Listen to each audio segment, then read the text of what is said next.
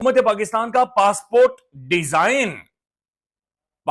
Design मुकम्मल तौर पर बदलने का फैसला, यानी मिस्त्री पासपोर्ट का नाज़रीन डिजाइन तब्दील करेगा सिर्फ। ये है जी कारनामा। ये जो मौजूदा रजीम है इसने पाकिस्तानी पासपोर्ट की इज्जत मजीद खाक में मिला दी है। पाकिस्तान का पासपोर्ट पूरी दुनिया में सिर्फ इराक, शाम और अफगानिस्तान के पासपोर्ट से नीचे रह गया है। जब इमिग्रेशन लाइन में हम खड़े तो उसने जाकर पासपोर्ट दिया, मैं जर्मन हूं, उसे सलूट मार सके, प्लीज प्रोसीड, प्लीज प्रोसीड। इसके बाद नाज़रीन मेरी बारी थी, मैंने कहा जी सौराब बरकत फ्रॉम पाकिस्तान। कसम खुदा की नाज़रीन उसने सिक्योरिटी को बुलाया। पासपोर्ट को कमजोर पाकिस्तान की अवाम ने किया है। पाकिस्तान की अवाम जो एक्सपोर्ट हमने की है और पाकिस्तानी जब बाहर जाते हैं वो जिस किस्म की हरकतें कर, उसकी वजह से आपका पासपोर्ट कमजोर हुआ है। इंडिया भी हमसे ऊपर है, इंडिया का नंबर है 85 और बर्मा हमारे से ऊपर है। साउथ सूडान जो बहुत ही बैकवर्ड कंट्री है, जो सूडान से अलहदा होकर बना था। यार आप खुद सोचें नाज़रीन, मुल्क और कौम का म्यार बेहतर करें, पासपोर्ट की रैंकिंग बेहतर करें, पासपोर्ट की वैल्यू बेहतर करें, और हमारा पासपोर्ट जो है वो दुनिया के जो 5 वर्स्ट पासपोर्ट्स हैं उसमें आता है।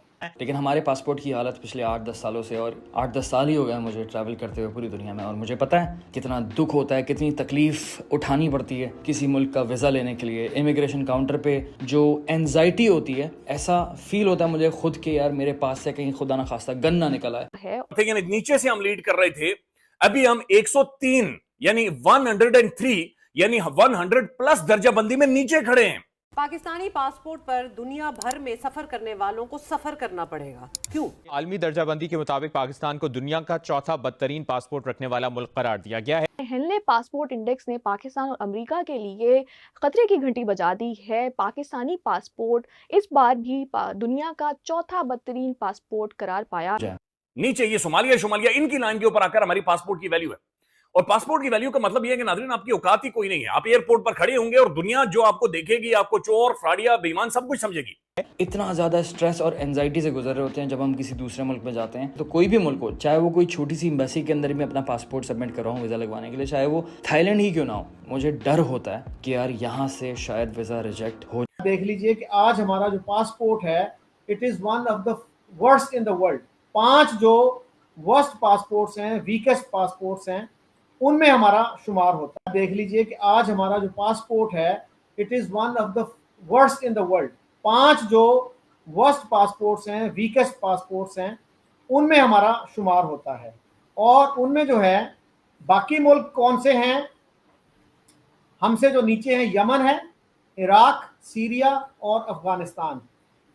और इसमें मैं ये भी बताता चलूं कि इसराइल का जो पासपोर्ट है वो 20वें नंबर पे है, और वो 165 मुल्कों में बगैर वीज़े के जा सकते हैं, या उनको वीज़ा एयरपोर्ट पे मिल जाता है या इलेक्ट्रॉनिक वीज़ा मिल जाता है। इवन कोस्टा रिका जो है वो हमसे बहुत बेहतर है। कोस्टा रिका वो मुल्क है सर जिसने 1949 में अपनी मिलिट्री ख़त्म कर दी थी, अबॉलिश कर दी थी। वहाँ एक सिविल वार हुई थी, उसके बाद उन्होंने फैसला किया कि हमें फ़ौज की ज़रूरत नहीं है, और वो पूरी दुनिया के लिए एक मिसाल बन गए। आज पूरे खित्ते में जो है ना, उनके social indicators, health indicators, literacy, education, वो पूरे खित्ते से बेहतर हैं। और वहाँ पे एक पीस यूनिवर्सिटी भी कायम की है यूनाइटेड नेशंस ने। और सर हमसे, हाँ, उनके आप देखिए कि ये जो मुल्क हैं, इजराइल, कोस्टा रिका और इवन टर्की, वो Qatar, south Africa, Kuwait, Saudi Arabia से बेहतर है उनके पासपोर्ट्स की रैंकिंग। कतर आपको पता है it is one of the richest countries, लेकिन इसके बावजूद कोस्टा रिका की जो रैंकिंग है वो बेहतर है सऊदी अरेबिया से और कतर से भी।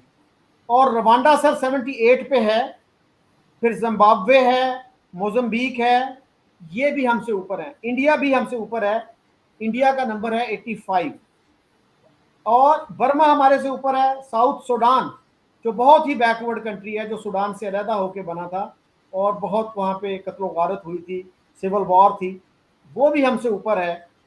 फिर बांग्लादेश हमसे ऊपर है। नॉर्थ कोरिया जिसके बारे में कहा जाता है कि बिल्कुल ये क्लोज्ड कंट्री है, the first Marxist monarchy in the world, वो हमसे ऊपर है। इवन सोमालिया सर, सोमालिया हमसे ऊपर है।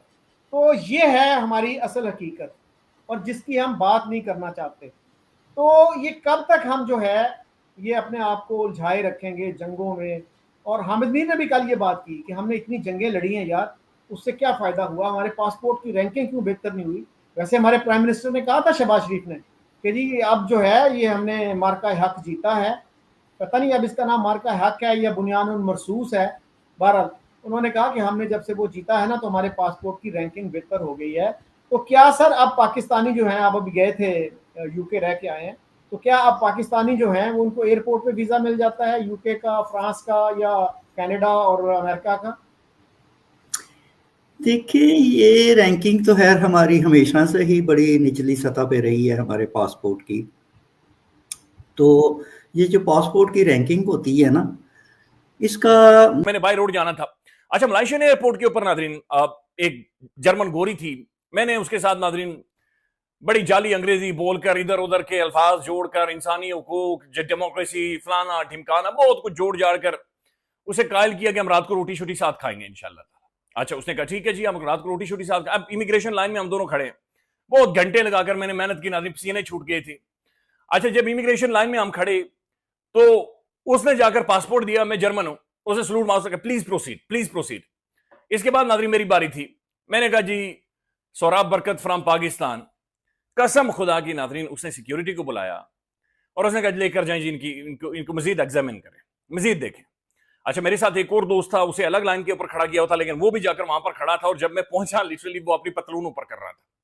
तो महसूस ये हो रहा था कि नादरीन अगर उस लाइन से जल्दी ना मैं जाता तो रस्से डालकर खींच कर अलग साइड पर ले जाया जाता। पासपोर्ट वैल्यू का मतलब यह है कि आपके मुल्क के अंदर लोगों की आपकी वैल्यू क्या है, या आप लोगों की औकात क्या है, या आप लोग कहां पर स्टैंड करते हैं असल में। मुल्क के अंदर जो आपकी डेमोक्रेसी है, मुल्क के अंदर जो आपका रूल ऑफ लॉ है, मुल्क के अंदर की जो सिचुएशन है, जो कि जाहिर में और आप यहां पर बात नहीं कर सकते, यानी हमें तो यानी बोलकर तो वही वाली बात है कि भाई लिटरों के लिए आप तैयार हो जाएं, ज्यादा यहां पर आप बात नहीं कर सकते, लेकिन दुनिया आपको बताती है। तो पासपोर्ट का नादरीन जो डिजाइन है, उस डिजाइन को चेंज किया जाएगा। उस डिजाइन के चेंज करने को नादरीन वो जो बेइज्जती मेरी और आपकी होनी है, और फिर हमने बड़ी मेहनत की और उसके बाद जाकर आप बेइज्जत हो, तो ये डबल बेइज्जती हो जाती है। तो वो चीज नादरीन वो इंटैक्ट रहेगी, और मुल्क और कौम का म्यार बेहतर नहीं करना हमने सिर्फ डिजाइन। ये होते हैं ऑप्टिक्स, ये होते हैं गिमिक्स, ये होती है ड्रामेबाजी, ये होता है टिक्चर जो कौम के साथ किया जाता है। ये टिक्चर है जो कि किया जा रहा है।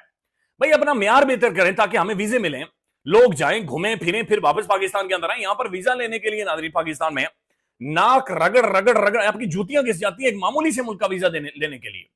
मामूली से मुल्क, आप ये छोटा मोटा जो टूरिस्ट कंट्रीज है वहां पर भी जाए, इतने रिक्वायरमेंट्स है, कोई 22 से 23 डॉक्यूमेंट्स आपको खाली सबमिट करवाने पड़ते हैं।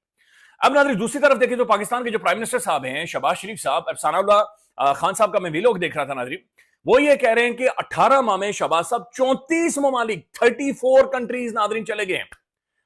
ये ऐसा महसूस हो रहा है इनके बचपन का कोई ख्वाब था कि हमने दुनिया वर्ल्ड टूर करना है, और पाकिस्तानी अवाम वो अवाम जो टमाटर नहीं खरीद सकती,